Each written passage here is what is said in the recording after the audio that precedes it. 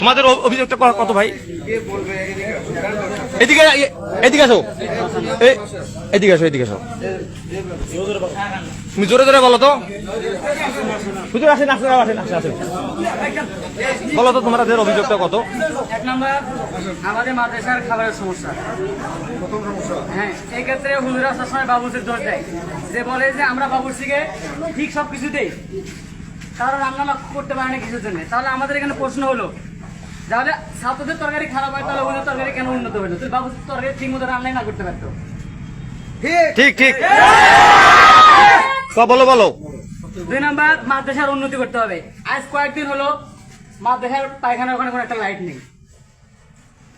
ছাত্ররা ঠিক মতো যায় প্রতিদিন, এমনকি হয় না প্রতিদিন ওখানে বাথরুম নষ্ট করে। অজুখানায় না, হুজুর দাঁড়ান, আরে হুজুর দাঁড়ান, এখন ভাই লাভ নাই, এখানে যেটা বলে সেটা সব বলুক। মাদ্রাসায় কোনো প্রকার পরিবার নিয়ে থাকা যাবে না। দাঁড়াও দাঁড়াও, থাকতে হলে সব হুজুরকে নিয়ে থাকতে হবে। আর আপনারা যতদিন ছিলেন তার জন্য প্রতি মাসে আপনাদের 1000 করে ভাড়া টাকা দিতে হবে। মাদ্রাসার প্রতি মাস মিটিং করতে হবে ছাত্রদেরকে নিয়ে, প্রতি জামাত থেকে 5 জন করে, না হচ্ছে সেই বিষয়ে। যেহেতু মাসের কোনো কমিটি নাই, এর জন্য ছাত্রদের নিয়ে করতে হবে। মাদ্রাসার প্রতিটি উস্তাদের উপর দায়িত্ব থাকতে হবে। শুধু একজন আমি এই মাদ্রাসার মুআতামিম, আমি এই মাদ্রাসার সেক্রেটারি, আমি এই মাদ্রাসার সভাপতি, সেটা বললে চলবে না। মাদ্রাসার পড়ালেখা উন্নতি করতে হবে।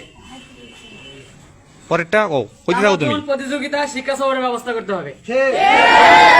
কোন ছাত্র ব্যক্তিগতভাবে কোনো প্রতিযোগিতা করতে পারে না। ছাত্রের জন্য অভিযোগ বক্স থাকতে হবে, যেখানে ছাত্র তাদের মনের ভাব প্রকাশ করতে পারে। এই বিষয়ে হুজুররা সহ সবাই মিলে ওখানে থাকবে, যে কার কোন অভিযোগ হচ্ছে এটা দেখতে হবে।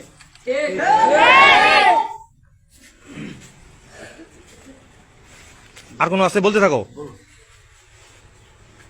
10 নম্বর, গত 12 বছরে মাদ্রাসায় উন্নতি না হওয়ার কারণে মুআতামিম সাহেবকে পদত্যাগ করতে হবে, এবং শিক্ষাগত কোনো উন্নতি না থাকার কারণে নাজিবে তালিমাতকেও পদত্যাগ করতে হবে। মানে শিক্ষা পরিচালক, মানে মাদ্রাসার একটা পরিচালক আমি, আর মাদ্রাসার শিক্ষার একটা পরিচালক আছে, ওই যে ওনার কথা বলতেছে যে ওনাকেও পদত্যাগ করতে হবে, আমাকেও পদত্যাগ করতে হবে।